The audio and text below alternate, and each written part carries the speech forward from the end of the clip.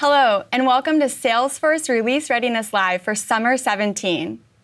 We're going to be covering all of the latest and greatest features in the Summer 17 release. So thank you for joining us, whether it's morning, afternoon, or evening. One last thing before we get started, I would like to present our forward-looking statement. Because we are so lucky to be joined by our product team, we may be discussing some future technologies. So please make sure that you're making all purchasing decisions based on currently available technology. So without further ado, I'd love to kick it off and introduce our panel of product managers who will be covering the App Cloud. Hi, I'm Amanda Grady. I'm going to talk about what's new in event monitoring in Summer 17, as well as giving a very brief refresher on what that product is. So I thought it might be helpful for everyone to give a quick recap on what Shield and what event monitoring is, as it's still a relatively younger product and it is an add-on, so it's not something that necessarily every Salesforce customer is using. So I think it's very important to emphasize, at Salesforce, everybody knows trust is our number one value. So out of the box, we provide a ton of security features, from the infrastructure layer all the way up to the application layer that customers can use to make sure that their data is safe. So where Shield comes into play is really for customers that have a need above and beyond kind of what the average customer may need. And Shield is actually composes of 3 products. So there's platform encryption, which is for encrypting data at rest. There's event monitoring, which is what I'm going to focus on today, and that's all about monitoring user activities. And then the third product is Field Audit Trail, and this is about extending what you get out of the box with Field History, to give you a greater number of coverage of fields, up to 60 fields, and maintaining that data for up to 10 years. So it's really for compliance needs if you need to audit what the state of the data was at a given point in time, and if you need that data for a long time. Typically, customers that may need these products may be in heavily regulated industries like finance or healthcare or potentially government. Now, what I would say for event monitoring is we actually have a bit of a broader set of use cases. So of the 3 products, I think it's the most appealing to customers because, kind of Leanne, to your point earlier about running the release readiness check, like who doesn't want to know more about what their users are doing on the platform? And that's what event monitoring does in huge detail. So primary use case, I would say, has been traditionally security. So people want to know who is doing what with their data on the Salesforce platform, from where. But 2 other use cases that we have are around adoption. So if you want to understand, so great use case, we've talked a lot today about what's in Lightning, who's actually using Lightning if you've enabled both UIs in your organization. Or you just want to understand where the return on your investment is, what pages are being visited the most, what are people actually doing? The third use case is around performance. So if you want to do any performance troubleshooting, if you want to try and understand where pages are running slower, and particularly if you're doing a lot of customization in your environment, it can be very useful for that third use case. This is huge. One of the things I hear from customers is, give me the tools so I can know how to make things better. Yeah. And this is one of those great tools that can help you. Absolutely. So there's actually a few different components to the product. So it is an API-first product. So in Summer Release 14, we actually now cover up to 41 events. So it's actually gone up from 38 to 41 in summer. So 3 of those events are actually in pilot. So with this API, we provide access to each of these event types in a daily batch. Now, I do want to mention, roadmap-wise, we are working very hard to actually deliver these events in a more frequent format. So we have a pilot going on right now to get the events in hourly, and our ultimate goal is moving towards a real-time event-driven architecture. So part of our product is already in that methodology, namely the transaction security feature, but our vision is to have the whole thing be an event-driven real-time architecture. But today, anyway, we have the API with the event log files every 24 hours. The second piece of event monitoring is really about, now you have all this raw data, what do you do with it? How do you analyze it? So there's a few different options for that. So out of the box, we provide a Salesforce Wave application to view your event monitoring data. And we also have a pretty good partner ecosystem. So we've worked with a number of different partners that have built applications on top of event monitoring. So depending on what your tool of choice is, you can leverage a number of different tools or even build your own to analyze the data. So some of the key partners that we've worked with include Splunk, Fair Warning, New Relic, and CloudLock. So depending on what your specific use case is, you may find one of those partner applications to be better suited to your needs. Thirdly, event monitoring data today, it's log driven, so we don't actually have customer data in the logs. So you can augment the data in your whatever application that you're doing to bring in that context, so location, usernames, and so on. And the fourth piece, which I'm going to touch on today in terms of what's new, but the fourth piece is the transaction security feature. And this is an incredibly powerful feature. So transaction security really takes you beyond monitoring what already happened in your organization to being able to enforce user behavior. So with transaction security, you can actually hook into events in real time and write policies to determine appropriate user behavior. So types of actions that you can take include, say, for example, if a user is doing a large report export, you could require that user to be bumped up to two-factor authentication. So it adds a huge extra level of protection and security to make sure that user really is who they say they are. Other examples or other actions that you can take include notification, of course, and you can also freeze the user, which is a new action, and end the user session as well. What does it do, a user freeze? So it will evaluate, depending on what the user is trying to do, it'll evaluate the policy that the administrator has defined. And then if the criteria is met, if the user is doing something that the administrator doesn't want them to be doing in that organization, it will actually end their session. Oh, okay. Yeah, so it's That's a real helpful, time. Yeah. You see someone is exporting too much stuff. Exactly, yeah. So that's a very common use case of event monitoring from the security perspective is, around data leakage. That's very helpful. Yeah. So that's kind of the product as it is today, but I do want to show what's new in the summer release. So I'm actually going to transition to demo now and show you guys some of the new enhancements that we've made in the summer release. So firstly, the first thing that we've done is we've actually updated that Wave application that I talked about. So if you're already using the Wave application, you can see here in my environment, I have Amanda's Event Monitoring Wave app. You can easily go into this and see that there's an upgrade available. I've done this already just for convenience. So I'm just going to go into my summer release. So you'll still have your old application. This is well documented in the help. So I'm not going to go into it today. It's pretty straightforward. But a good place to start out in looking at event monitoring data is taking a look at the logins. So logins is useful for a number of reasons. It's useful from a security perspective. It's useful from an adoption perspective. And it can be useful to understand license utilization as well. So immediately when I log in here, I can see exactly who's been logging into this organization and how frequently they're logging in. I can also see some other key use cases like what browsers are they logging in from? And then I can see what IPs are they logging in from. So this could be useful if I want to spot anomalous activity.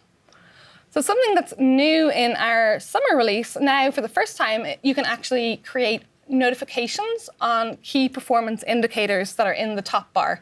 So this is something that a lot of our customers have been asking for. So for example, if I'm concerned about performance, I could set an alert on the average login time or maximum login time.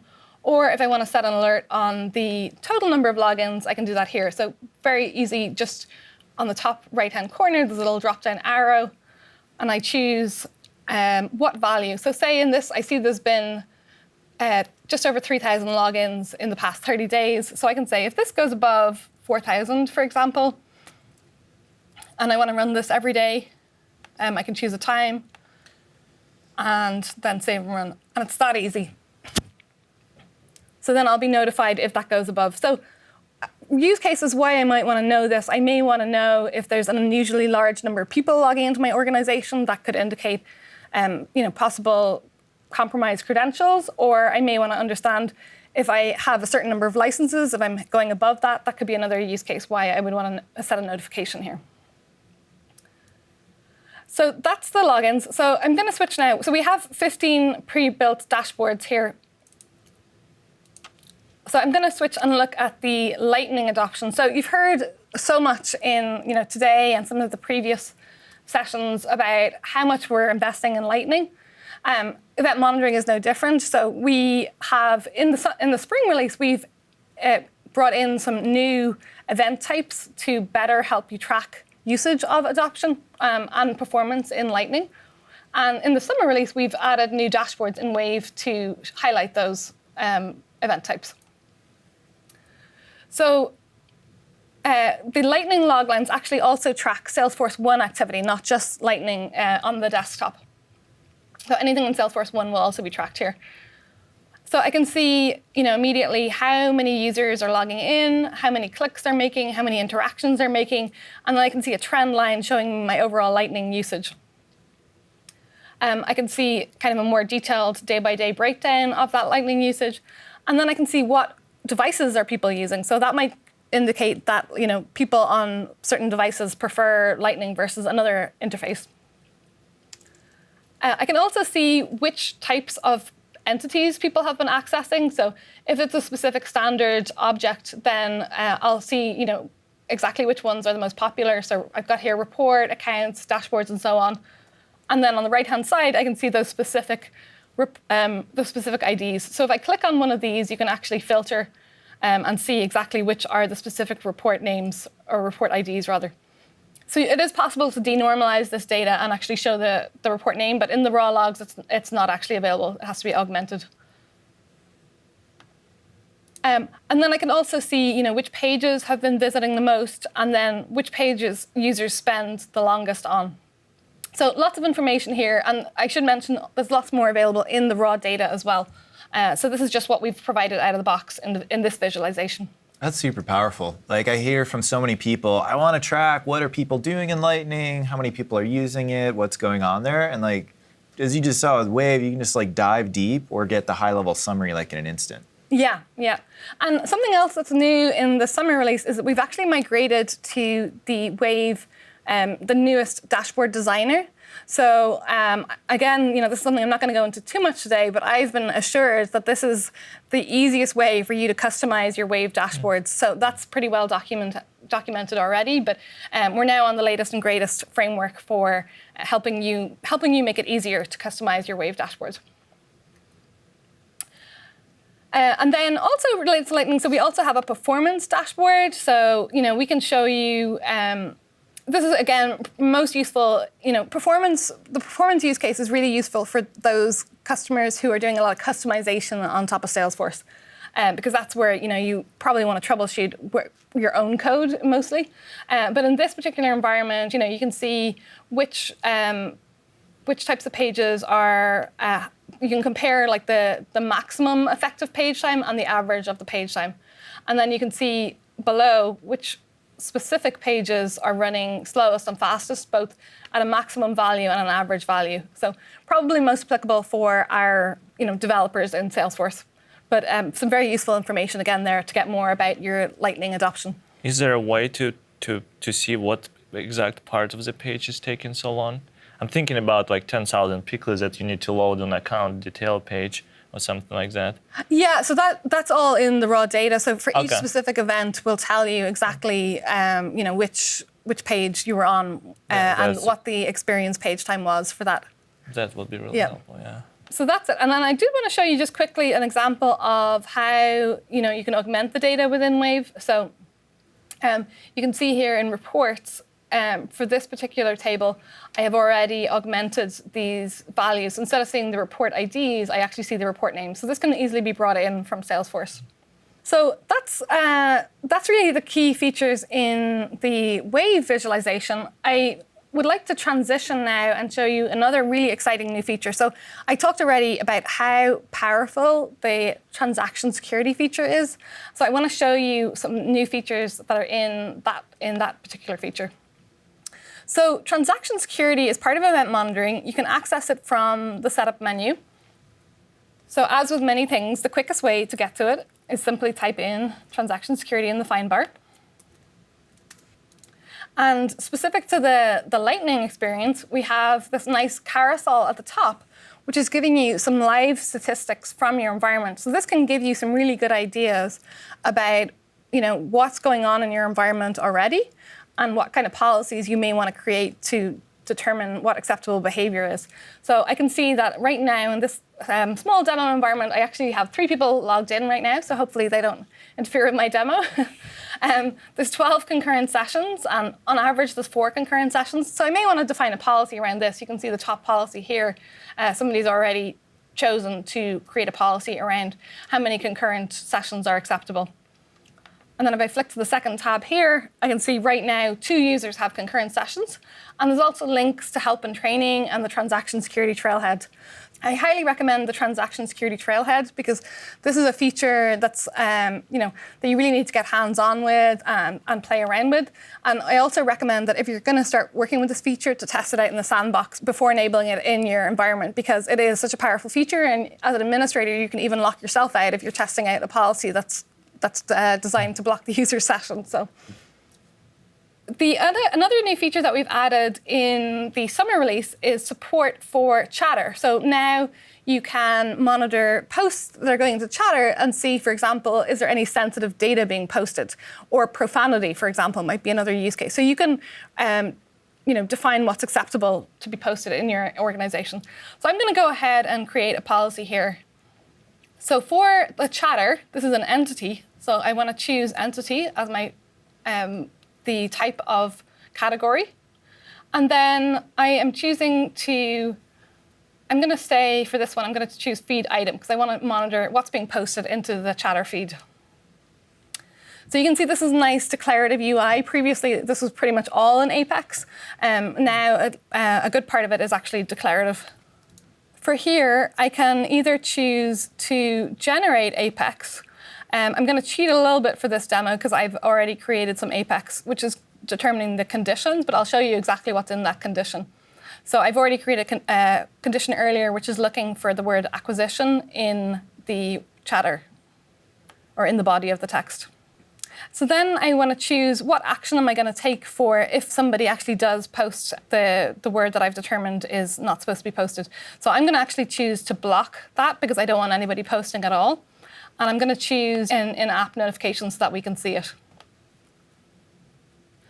And I'm going to choose the recipient of that notification to be me, and I'm going to execute it as myself as well. So typically, you'll choose the same user to execute it as the same user as the notification.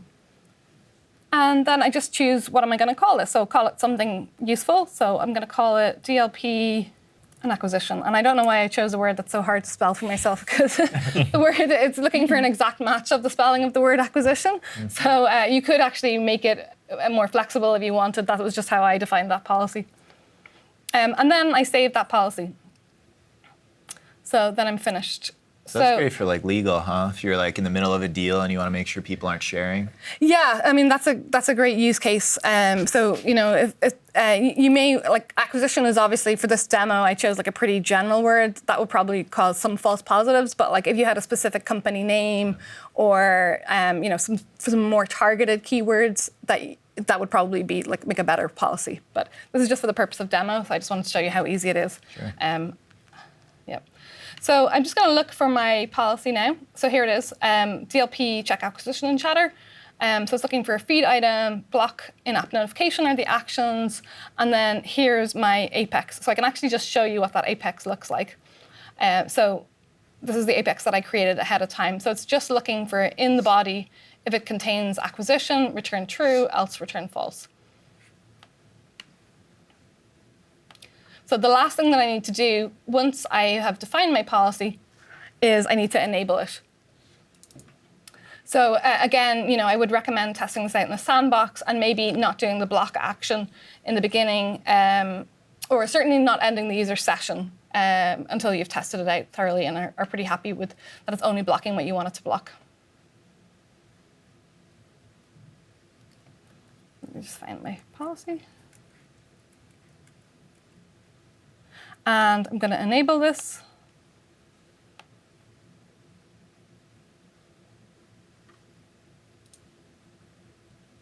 And then I'm going to go over to Chatter. and test this out. So here's my chatter feed for this organization. I'm going to try and post something. And let's see. So I'll say, have you seen the latest AI demo by the company Cirrus? I heard they are a potential acquisition target. And I'm going to try and share this. And my demo actually worked, which is great. So you can see that I'm actually not allowed to post this because it contains that keyword that I'm looking for. And the operation that you requested isn't allowed due to a security policy in your organization. So you've got to contact your administration for more info about your security policies. And then because I'm logged in as Amanda, if I look up here in the notification, I got a real-time notification telling me that this policy was violated. And if I had chosen to, I could have actually had an email as well. So just in case I'm not logged in all the time. So normally I would probably choose both, but in this case, I just wanted to show you the in-app notification. So you can see very, very powerful way to control acceptable user behavior. Very useful for companies that have higher security needs and that need to be able to control, what users are actually posting about. And you can write policies on, a good number of standard objects, as well as being able to control resource access. It's very well documented. I definitely recommend, again, that Trailhead if you want to try and test this out.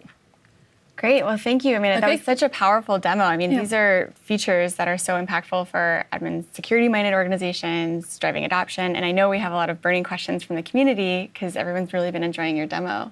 Yeah, this has been awesome. And there's lots of great questions. And we're probably not going to get to all of them. So if you could follow up afterwards, that would be great. Sure. But let's just take a couple and see how many we can squeeze in before we have to wrap up. So let's just talk a little bit about how you get this. So there's Salesforce Shield, and then there's event monitoring. Do you purchase Salesforce Shield and then you get event monitoring with it, or can you purchase event monitoring as itself separately? Yeah, great question. So each of the 3 products in Shield are sold either separately or in the bundle. And another part of that, the Wave component. Do you also need to purchase Wave, or is that built into the Another great question. So Wave today, when you buy event monitoring, either standalone or as a part of Shield, you get a Wave application specifically for viewing event monitoring. So there's a pre-built app. So what I was showing you today actually comes out of the box as part of the event monitoring product. So you use Wave within the context of that, but you wouldn't be able to build other things in Wave. Exactly, right? yeah. So if you want to bring in, completely external data sets and use Wave for other use cases beyond event monitoring, then Wave platform would be your path to doing that. Right. And Ravi wants to know, how is event monitoring different from, let's say, the Lightning adoption dashboard and reports? So I think event monitoring goes a lot beyond what comes out of the box. So event monitoring is this API first product that provides a ton of data. So, you could be looking at, depending on how big your organization is, millions of events per day. And we provide all that raw data to you, which you can then visualize either in Wave or in partner applications. It includes the Wave app, and it includes the transaction security feature for writing those policies. So there's a good bit more to it than just like the couple of dashboards that we saw today or what's available out of the box. It's definitely more powerful. I'm the guy that built the app I think he's talking about, and this goes above and beyond. Great question from Jolene. Can you look at stats and events on a community versus the Sales Cloud? Can you look at Yes, external? you can, yes. So anything that's being logged on the core platform today is supported by event monitoring. Great. And Christopher wants to know, if you're using Lightning to run this application, can you monitor classic users' activity? Yes, I was actually going to mention that, but just in the interest of time, I didn't. So within the Wave application, there is another dashboard called URI. There is an event in the API called URI, and that includes logging for Classic. Great. And actually, one of the things that a lot of customers have asked me about when I was working with them is, if you have a customer who you want to see, or a user who may have done something that they shouldn't have done, like they're about to leave, they export a report, or you want to know if they've taken any data. right? And I believe that out of the box, that's kind of hard to track, right? Yeah. So is this something where you could actually see this user exported this report on this date and time, and then you wouldn't have to go to Salesforce and, ask for the log files that way? Yeah, absolutely. So that's a very common use case for event monitoring is, I either have a user that's just left and I want to know everything that they did, say, in the last 30 days before they left, or I have, maybe these 5 employees that are on a watch list and I want to monitor everything that they're doing. So we give pretty much every click that a user is doing, we have an event captured for that action. So you get all that raw data. We have two fields in most of the events called login key and session key, which enable you to correlate all the events that a user did in a particular session. So that's definitely there. But event monitoring only begins collecting data once it's enabled. So for historical purposes, you do need to use that service that we have available via support to request logs. So for Jolene, does that monitoring include records they access? Yes, it does, yeah. Perfect. Yeah. Thank you. So there's a great blog. My predecessor, Adam Torman, created this blog called salesforcehacker.com. And there's a great blog post called Automagical Things You Can Do with URLs, which explains exactly how to do that.